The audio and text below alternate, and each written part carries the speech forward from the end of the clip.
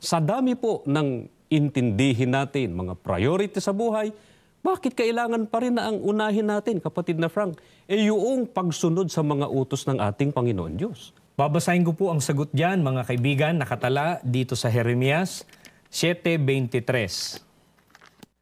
Kundi ibinigay ko pa ang utos na ito, sundin ninyo ako, at ako ang magiging Diyos ninyo, at kayo ang magiging bayan ko.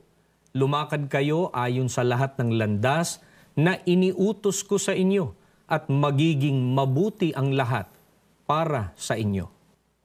Napansin po ninyo, mga kaibigan, ang sumusunod sa utos ng Panginoong Diyos, sa kanila napadidiyos ang ating Panginoong Diyos o sila ang may karapatan na maglingkod sa Diyos.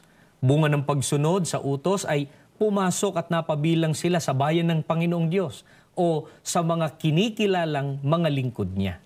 Paano kung nakararanas ng pagsubok, kapatid na Frank? May bentaha pa rin ba ang pagsunod sa mga utos ng Panginoon Diyos? Ang sabi po mismo ng Panginoong Diyos, magiging mabuti ang lahat para sa inyo. Mga kaibigan, hangad po naming tanglawan kayong lagi at bigyang pag-asa ng ating Panginoong Diyos sa pamamagitan ng kanyang mga utos.